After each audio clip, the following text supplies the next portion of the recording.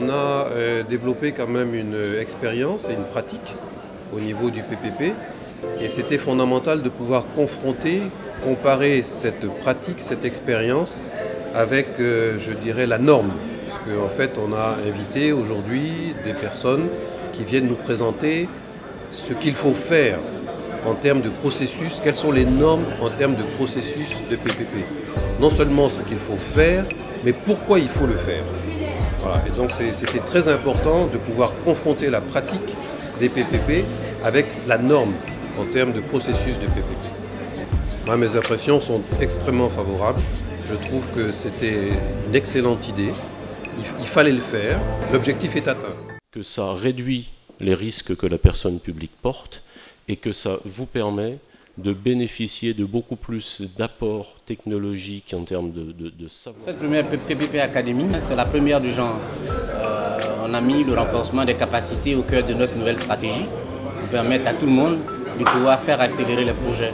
Donc cette première PPP Academy commence par une étape très importante des projets, c'est-à-dire la préparation des projets. Et au cœur de la préparation des projets, vous avez la problématique des études.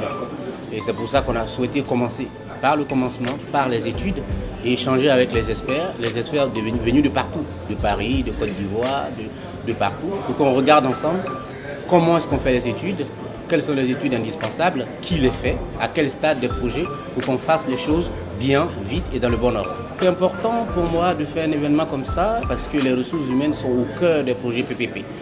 Tant qu'on ne parlera pas de la même chose, tant qu'on n'aura pas une compréhension commune des choses, ce sera au moment où on fait les projets qu'on fera les débats qu'on aurait dû faire avant. Donc commencer par là parce que j'ai à cœur de faire accélérer le processus. On a bien commencé, mais il faut accélérer maintenant pour que les résultats soient atteints avant 2020 plutôt. Donc il est essentiel pour moi de commencer par le renforcement des capacités. Et vous voyez bien que autant qu'est-ce qu'il y a dans la préparation que comment on finance cette préparation des projets-là. Voici les thèmes qui sont au menu du jour. Mais les impressions sont très bonnes. Tous ceux qu'on a conviés sont arrivés nombreux, sont arrivés avides de connaissances. Les échanges ont été fructueux. On voulait une formation pointue qui adresse un thème bien spécifique. Les études, on l'a eu. On a eu des débats passionnés, des débats qui nous ont apporté beaucoup de choses. On a compris beaucoup de choses. Je remercie beaucoup la primature qui a adhéré à l'idée, qui nous a mis à disposition des moyens, dont une salle. Également aux bailleurs de fonds, dont la Banque mondiale qui organise la PPP Academy avec nous, qui vient de recruter un consultant pour nous appuyer sur les questions de renforcement des capacités, qui également a co-organisé, a financé majoritairement la session d'aujourd'hui. Il y a beaucoup de questions de bonne gouvernance qui se posent, de savoir quand l'administrateur est au sein de la société de projet, est-ce qu'il a la casquette de l'État, est-ce qu'il a la casquette de l'autorité contractante?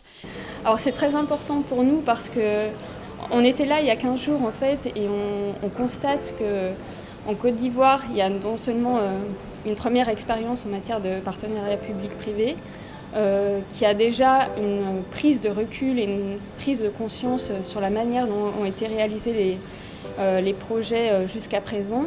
Et nous, chez Nodalis, ce qu'on prône dans le succès d'un PPP, c'est vraiment la préparation du projet. On pourrait parler de PPP comme préparation, préparation, préparation.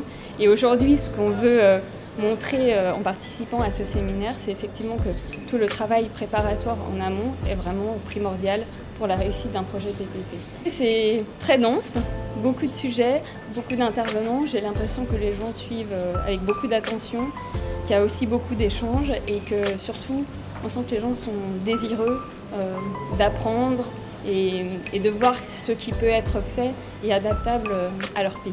Chaque secteur, chaque type de projet peut avoir des caractéristiques qui font que c'est un plus ou moins bon candidat au schéma PPP. Ça permet déjà à nouveau de réduire la liste.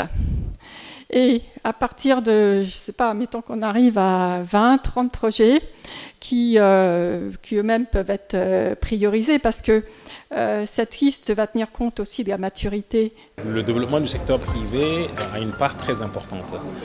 Deuxièmement, parce que dans le plan national de développement, qui est vraiment la stratégie derrière laquelle nous nous inscrivons en tant que partenaire, le secteur privé est appelé à jouer un rôle essentiel. Donc comme vous le savez, le gouvernement attend que ce plan-là soit financé à hauteur de 60% par le secteur privé.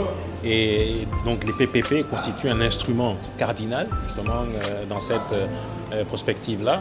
Et la Banque mondiale donc, essaie d'apporter le concours de ces instruments pour que le gouvernement atteigne ses objectifs de développement. C'est absolument une initiative salutaire parce que la compréhension des PPP par les décideurs, par les différentes parties prenantes au processus est un élément essentiel pour la réussite des PPP. Je suis assez contente parce que je pense quand même que les échanges étaient très intéressants.